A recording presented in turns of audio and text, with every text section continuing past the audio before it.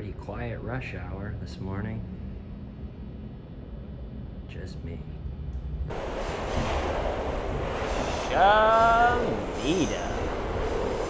Right, good morning everybody and welcome back to True Correct Loser. I hope you're doing well. So, those clips that I opened the episode with, which are wild to go back and look at, that was from the day about a year ago when I went out to the Brooklyn jail where they've been holding old Ghislaine Maxwell for the past year. And a lot of you know, for the past couple weeks, I've been on a bit of a vacation up in the Catskills, sitting in the woods, birds chirping, trees swaying, and I was up there thinking a lot about, just with a big jolly grin on my face, thinking about how the mainstream media is absolutely tanking. Their numbers are through the basement floor. Independent news outlets, pretty much independent anything, is taking over. The numbers are dominating, and the corporate and political puppet masters that run those mainstream media companies, I think, are flipping out. And this isn't the first time that a society has said, you know what, the media is nonsense. It's happened a lot before. My girlfriend's parents lived a good part of their adult life in the Soviet Union, and it was a similar thing where at a certain point, everyone's like, all right, well, the media isn't truth or anything, so let's find an independent paper or something. But the difference about what's happening this time is the media's tanking, but now with the internet and the age of starting your own podcast or joining Substack, a lot of creators and writers and journalists and everybody that maybe grew up thinking, you know, I want to write for the New York Times. It's my dream. And then they make their dream and they're writing for the New York Times and they find a story and they're searching for truth and they go, oh, I think I got a story. And then they bring it to the editor and the editor goes, oh no, yeah, this really doesn't fit the narrative. And so I'm thinking about all that, right? Up there in the woods by myself, and a filmmaker from the BBC hits me up, and they're making a 3-part docu-series about, they got a pretty unique, I think interesting angle, but it's about the Maxwells, that whole world, and they asked if I would be a part of it, and I think if they can get their visas straightened out, it's a nightmare with COVID, the plan is they're flying across the pond, and 4th of July weekend, the 4th and the 5th, they're coming to film. And I think they said they're going to come to my apartment here,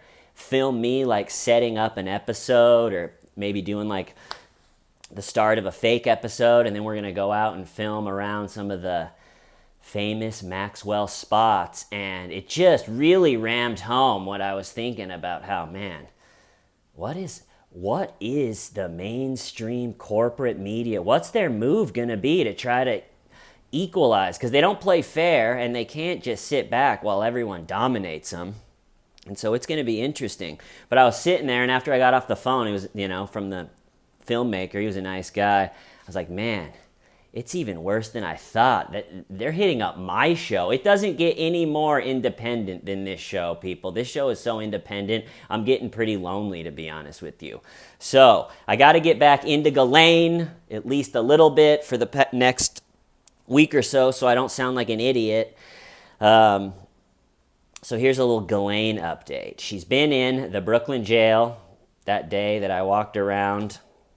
She's been there the past year. Her bond has been turned down 5 times at the filming of this.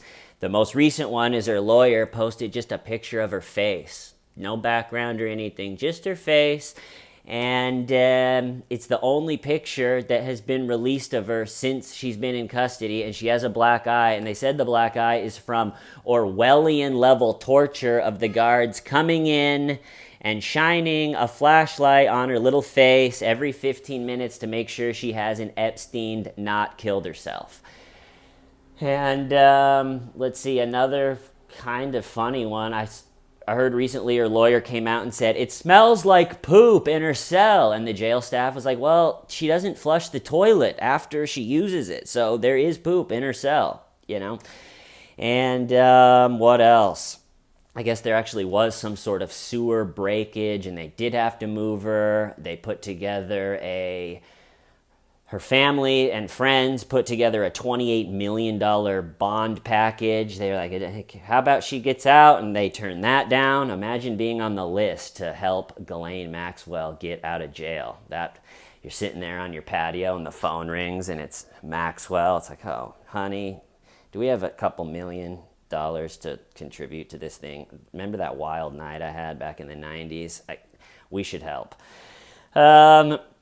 But yeah, so a joke that I thought, I'm trying to think of some stuff to say while the BBC filmmakers are, filming me. And one of them, it's 4th of July, it's in the 5th, the next day is the day it's planned. So one joke I'm going to try to get on when they're filming, I'm going to go, so here we are, Independence Day weekend, and I'm the only guy stuck hanging out with a bunch of British dudes. Perfect.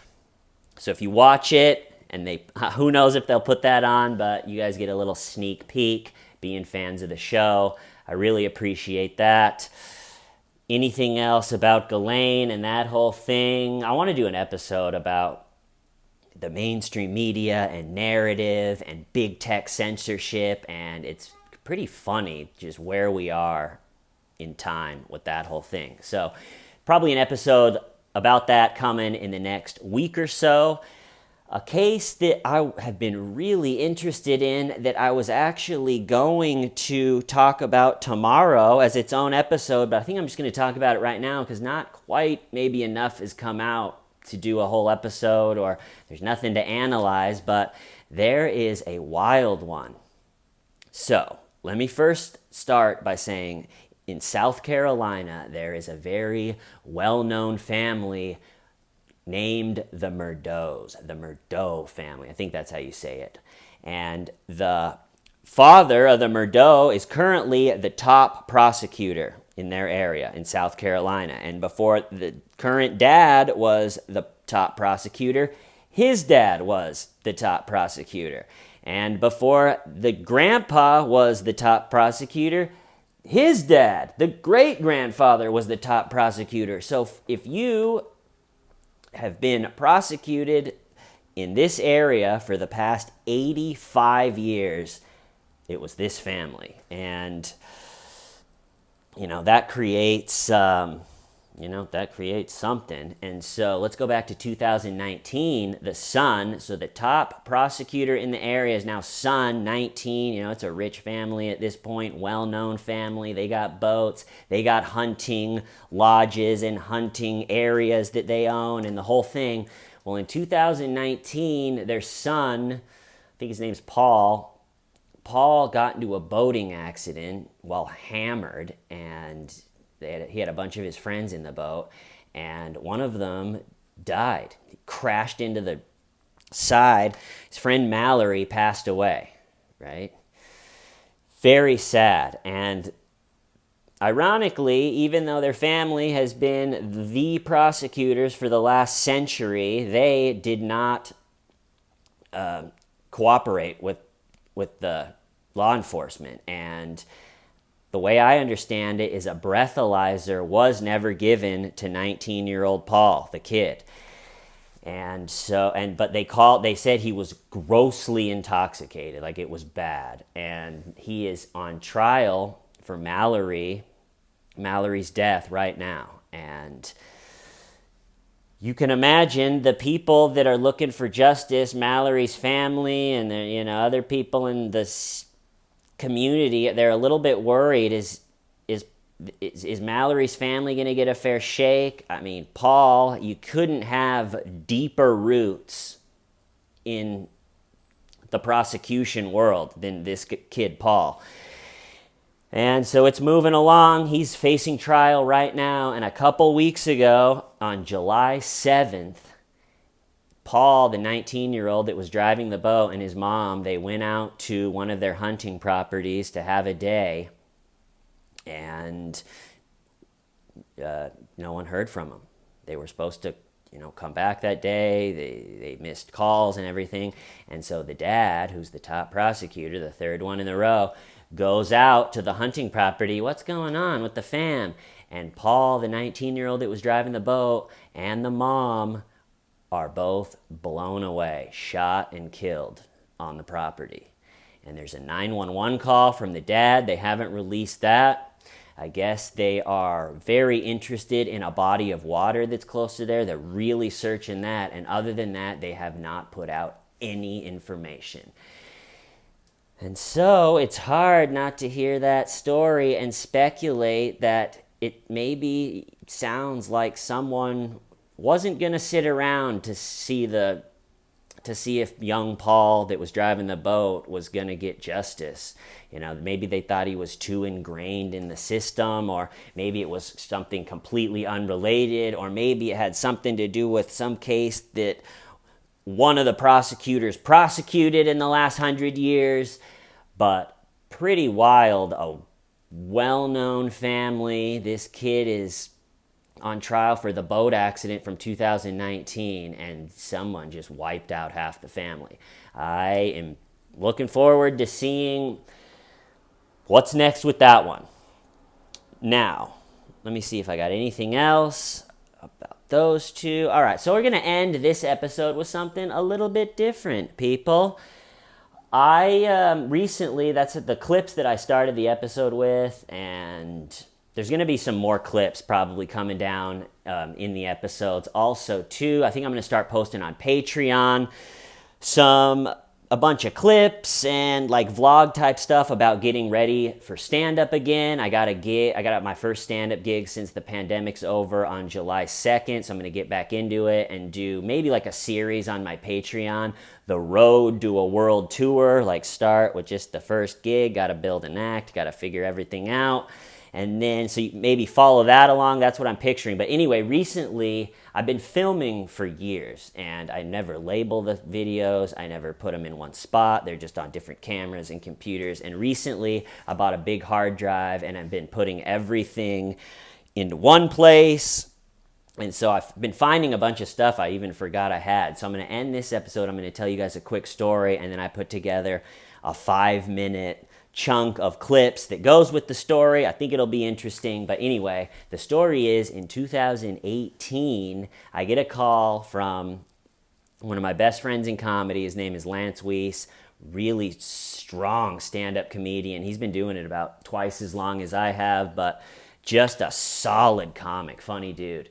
And so he calls me and he goes, Scott, I agreed to do this kind of short tour, run of shows, whatever you want to call it. It's down south. It's 5 shows, 5 nights in a row. We'll be gone 8 days. And really 5 shows isn't a long tour.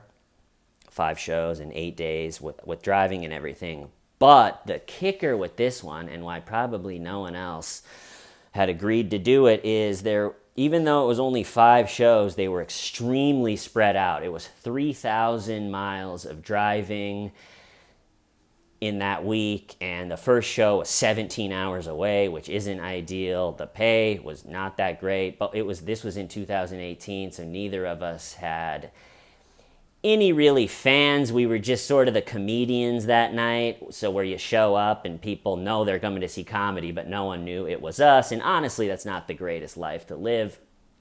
And so he was like, 5 shows, there's going to be a host that does 15 minutes, and then you do, 20 to 30, and then I'm going to close the show with 45 to an hour. I know it's a lot of driving, and also kind of a strange part of the story is his girlfriend's parents let him borrow their car, but with the stipulation of he is the only one that can drive it, which was stupid because I am a good driver and it would have helped a lot to be able to, take a driving shift. But they said they don't want some comedian that they don't know driving the car, so he had to drive the whole time, which was tough. And we get to the 17 hours to the first show, and the host doesn't show up. We hear from the guy that put the tour together, there's no host. So already it's like, damn it, it's just two of us, which is fine. I got to do both the host and my set in the middle.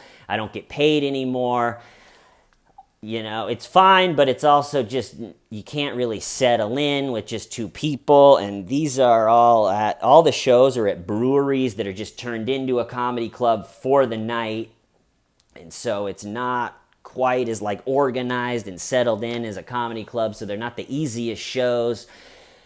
And so anyway, so it's like the first two shows there's no host, and we're driving all over the South. And then the third show, the guy that put the tour together hits us up and he goes, all right, I do have a host for you tonight. And we're like, thank God. Like, it's been a rough couple nights. It's hard to settle in. The shows, we get through them and they feel like they're good, but they're not as fun as if you just have that extra guy to settle in the audience.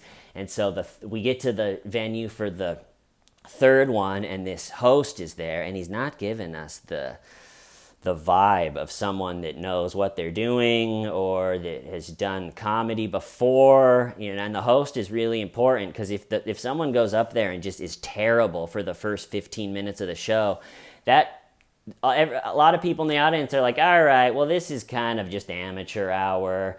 They check out. You want the host to be good, so people are like, all right, this is a thing. All right, I'm glad we came tonight. Let's settle in for the long haul.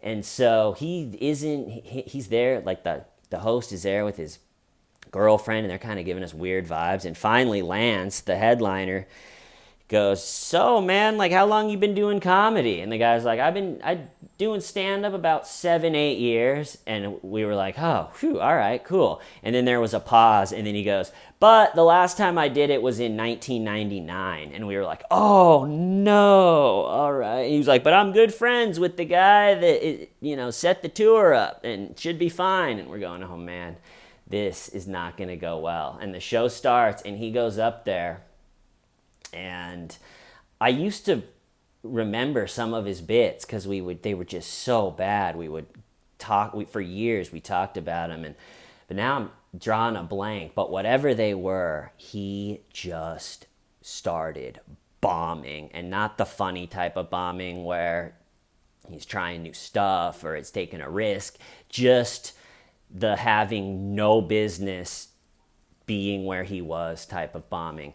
And people start talking, and people start leaving, and the bar, which was all paying attention, everybody turns and starts, all right, and the comedy show sucks.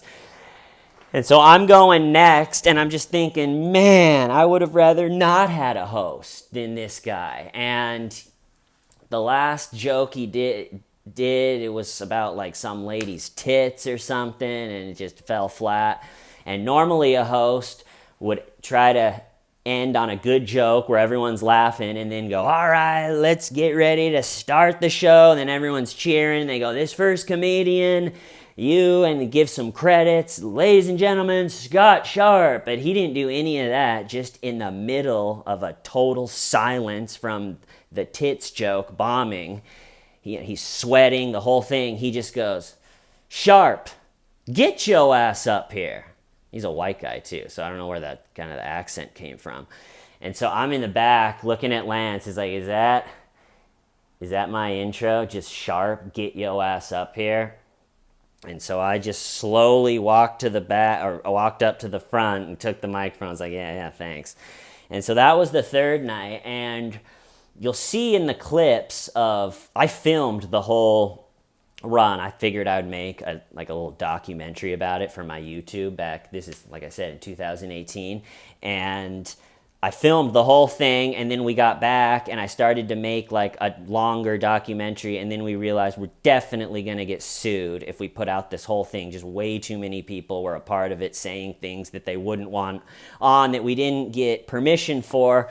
But really, what sums up the whole tour is just, it was only 5 shows, but it felt so much longer because it was like the host thing. And then at one point there was complications with the money. Actually, a couple times there was complications with the money, where it was like we were being threatened, we weren't going to get paid. Here we are, 20-hour drive from home. And then, so the last show of the 5 was in Gainesville, Florida, and the second one was in Georgia, and Lance, the headliner, is from Georgia. So after the second to last show, we were driving, we met his mom. She bought our broke asses a really good seafood dinner and in Georgia, and we were talking, and something that I wanted to put in, when you're driving, when you're on like a trip like this with another comedian, there's so much time in the car together. You end up talking about everything. And at one point, my dad called. We're just driving, and I answered it. Hey, Dad, what's going on? He was like, how was the show last night? And I was like, oh, it was good. You know, he's all interested. I got a great dad. And I hang up, and Lance is driving. And he goes, I haven't spoken to my dad in 15 years. And I was like, whoa, crazy.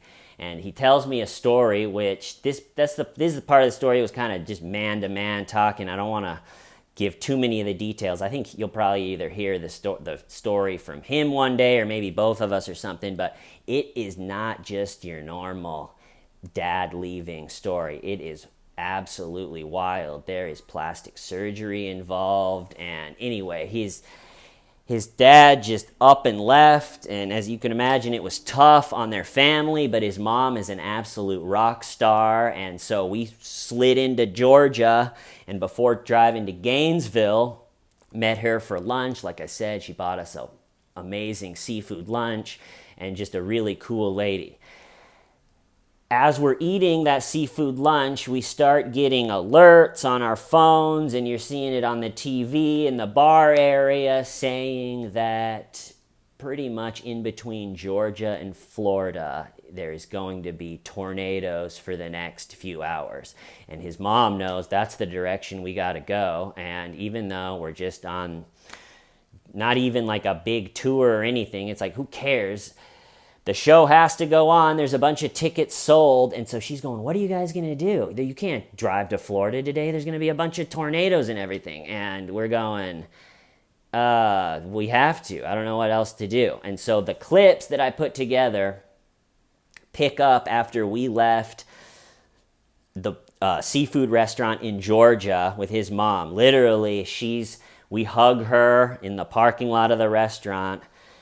And she's going, you guys can't leave. You got to cancel the show. And we're going, no, you're cute, but we have to go. And we get into the car and drive away. She's in the rearview mirror, and the sky is blue in Georgia, and we are heading into the blackest, nastiest looking sky I have seen in a long time. And so the clips pick up as we're driving into that storm in Florida, and it was a rough one. You'll see it was a stressful white knuckle, 3-4 hour trip to Florida, and we get there, and we're in the park, we go from the parking lot, it's bright, it's sunny in Georgia, and finally, after just a stressful go of it, we're to the parking lot in Gainesville, Florida, and we're wiped, and we're a little stressed, and the car is still wet from all the rain and everything, and we're sitting there, and we had just met his mom a few hours earlier, and his dad, who he hasn't seen in 15 years, walks up to us in the car. I'm standing outside of the car. Lance was sitting in the car, and his dad walks up and puts his head into the car and says hi. Again, it's a story for a different time, but the meeting goes about as horrible as it could go. It lasts about 5 minutes, and then we got to go do the stand-up show, which Lance had a killer set. It's wild how live performance works like that. Could have gone either way, but he had a rockin' set. And then, kind of funny too, Adam Sandler's nephew hosted that night. So we had a host, but it was Adam Sandler's 19-year-old nephew. And then another kind of that ends the whole trip is there was another comedian from New York City that happened to also be on the show that night. I guess like a bunch of tours all ended in Gainesville. But he was saying, I need a ride back to the city. And we were like, yeah, you can ride with us. And we had a hotel paid for us that night after the last gig. But he was going, my friends this is the guy that now we're giving a ride home. His name's Troy. Troy goes, I know we have a hotel that we can all go to where we all have nice comfortable beds on, to ourselves and everything, but I got this friend and he wants us to come have a barbecue. It's like a 3-4 hour drive out of the way, but it'll be really fun and it's a barbecue and we should go. And we were like, all right, yeah, let's do that. Even though we're sick of driving, let's go and check out the barbecue. And so we drive 3-4 hours out of the way thinking we're going to have this amazing barbecue, and we get to Troy's friend's house. We actually know the guy too. He used to live in New York City. But we get there, and they're like, it's a couple with 2 young kids, and they're like exhausted trying to get their kids to bed, and it's like a school night, and they're like, oh yeah, we'll have a quick barbecue, and we're like all mangled from the road and just kind of standing there being like, Troy, we could have all just been in a quiet hotel room in beds, but now we're here and it looks like we're a burden, and and so instead of having private nice beds in a paid for hotel room, me and Lance were in their playroom on air mattresses. Everything's pink and there's toys everywhere, and Troy got like their guest bedroom with the nice big poofy bed and everything.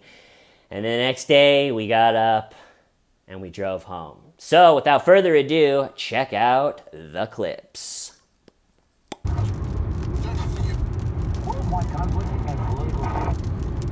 right, there's a current tornado warning where we are. Look at this. Just looks mean.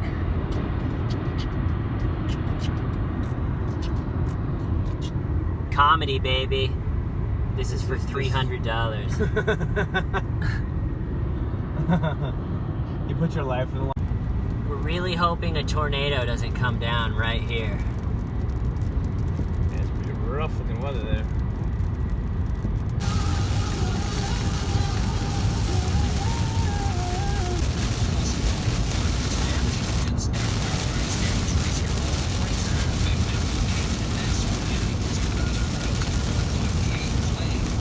Driving through the storm. It's been wild. Cruising. We're listening to the radio, 104.5, like weather, extreme weather, and then we Jacksonville, Florida. they're like, I-95 is getting hammered. We got the weather tracker out there, and then we passed the weather tracker. We passed the Jeep with the giant like storm chaser thing on it. With the logo of the station we were listening to. We're going on. Investing for the long term. First Alert Storm Tracker. That's what we're listening to. News 104.5. Crazy. That's our guy. You need all of your money at once. They keep saying, whatever you do, don't be on I-95 South. That's what we're on for the next 3 hours. Yeah, it's great. I love it. I haven't seen him in 15 years. What just happened, Lance? Dude, my dad just showed up, who I haven't seen in 15 years. Once a month they call me, they go, Mr. Reeves, do you want to donate $10 to the college fund? I go, I owe you guys $45,000. So yeah, just put it on my tip. That's super funny. Tits come right in right here. Horrific. Right here. In this parking lot, next to this palm tree. Lance saw his dad. Horrific. We're somewhere in Florida. It's 1 in the morning. Or no, it's 12:20. Oh, is that it? It's Sunday. The tour's done. Technically Monday, I think, now.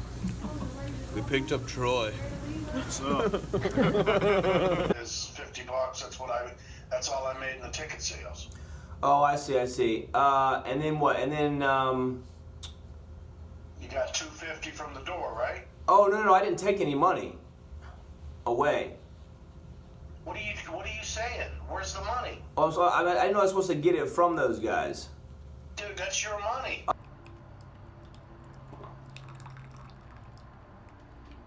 Show last night went good. The owner of the place got drunk and yelled out butt plugs during Lance, and then Lance kind of shut him down. And then after that, he kind of seemed a little salty towards us.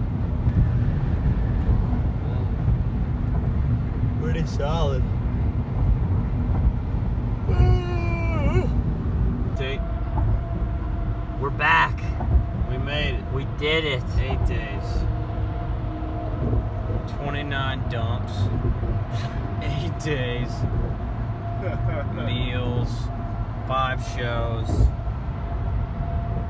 All right, everybody. That's going to do it from this episode. One thing I wanted to shout out before I go is my sister, Dr. Lindsay Kavanaugh, actually started a podcast about what it's like to be married to someone in the military. Her husband's a helicopter pilot. He has to be deployed, or he goes and lives on an aircraft carrier for 9 months at a time, where they can't call each other or text each other. All they can do is email, and someone in the military can read those emails. So just think about fighting. Just think about getting in a fight with your partner, but it's on a 12-hour time difference over email that other people can read, and you haven't seen or spoke to them live in months. I mean, it really is. It also just, anytime, like with the pandemic, I haven't traveled much at all recently, but when I used to leave for like a week or two or whatever it was, we would complain like, oh man, I've really been traveling a lot recently. It's been a while since I've seen my girlfriend. And my sister just looks at us with that look of like, you don't even know. But I'm happy to be in a position where I can shout out her podcast, hopefully get her a nice little bump at the beginning. It is a nightmare to start a project like that. And hopefully, since I am helping her now, inevitably when my career flatlines and I'm living in a motel off the Vegas Strip, she can help me and I can live in their guest house or something. So check out my sister Lindsay's podcast. There's a link in the description. I'm going to cut it off there. I love you all. Why? Stavin' why? Shamida.